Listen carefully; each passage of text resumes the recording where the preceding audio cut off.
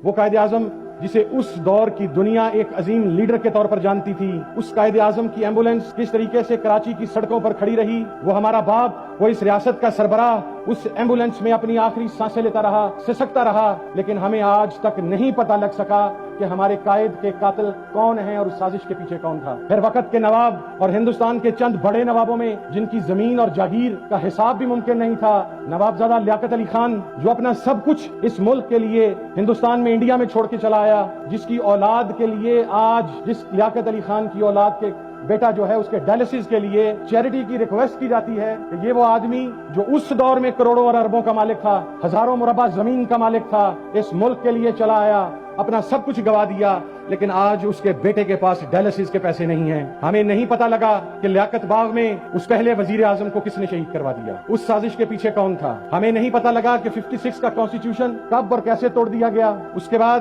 میں اگر فردن کوٹ کروں تو بڑی طویل لسٹ ہوگی، لیکن پھر ایک بندہ آیا جس کے ساتھ ہمارے ڈفرنسز تھے، پولیٹیکل ڈفرنسز تھے، لیکن اس ذوالفقار علی بھٹو کو جب اس نے اینٹی امریکہ نعرہ لگایا، جب اس نے پاکستان کی ایٹمی پاور بننے کی بات کی، تو اس ذوالفقار علی بھٹو کو پھانسی پر چڑھا دیا گیا، اور جن لوگوں نے پھانسی پر چڑھایا کچھ سالوں کے بعد ہماری عدالتوں نے کہا کہ جوڈیشل مرڈر ہو گیا، وہ تو چلا گیا، لیکن جنہوں نے جوڈیشل مرڈر کیا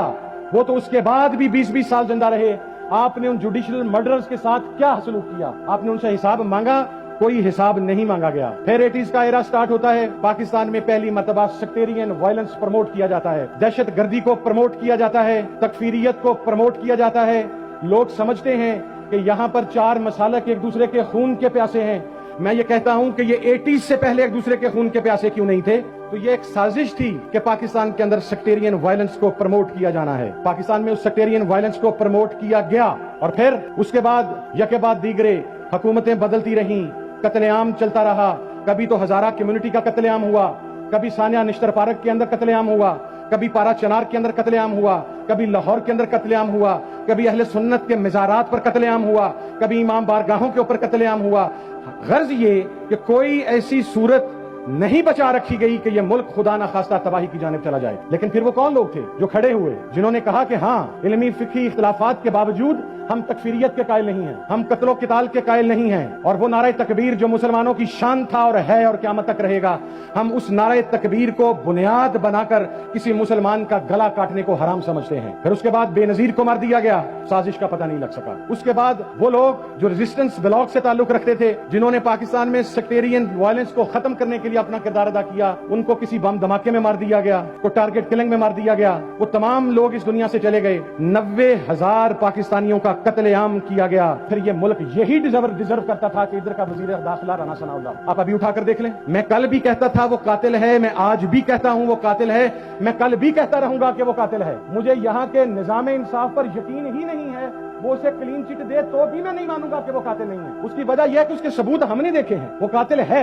اچھا، جب وہ قاتل ہے تو اب کیا ہوا؟ اب دیکھ لیں، تکفیری ٹولہ اس کے ساتھ، دہشت گرد ٹولہ اس کے ساتھ، ملیٹنٹس اس کے ساتھ، سوسائڈ بامبرز اس کے ساتھ، اور پھر یہ بیٹھ کر اس ملک کے اندر امن کی بادشاہ سناتا ہے۔ میں یہ کہتا ہوں یا تو عدالتیں اسے سزا دیں، وگرنہ اس وقت سے ڈریں جب ماڈل ٹاؤن کے شہداء کے بچوں کا ہاتھ ہمارے ہاتھ کے ذریعے، میں اس چیز کا قائل نہیں ہوں کہ میں بچوں کو ہمارے ہاتھ کے ذریعے ثناء اللہ کے گریبان تک پہنچے گا، وقت دور نہیں ہے، پہنچے گا۔ اس کی وجہ یہ ہے کہ اس ملک کو برباد کر دیا گیا، اس ملک کے اندر سازش ہوئی، اور پھر وہ ایک کہتے ہیں آپ امریکہ کی بات نہ کریں، ہمارے تعلقات خراب ہو جائیں گے۔ مجھے امریکہ میں وہ بحری بیڑا دیکھنے کا اتفاق ہوا جس کے اوپر ایک بڑی وسیع سی چٹ لگی ہوئی ہے کہ یہ 1971 میں پاکستان کو 2 لخت ہونے سے بچانے کے لیے امریکہ سے روانہ ہوا تھا، اور پھر میرا خیال ہے کہ برمودا ٹرائنگل میں کسی جگہ پر پھنس گیا، پاکستان 2 لخت ہو گیا، وہ برمودا ٹرائنگل سے برآمد ہوا اور دوبارہ جا کے امریکہ میں کھڑا ہو گیا، اور ہسٹری کے اندر وہ ایک ایگزامپل پڑی ہے کہ یہ پاکستان کو بچانے کے لیے گیا تھا۔ امریکہ پاکستان کو نہیں بچائے گا، وہ نہیں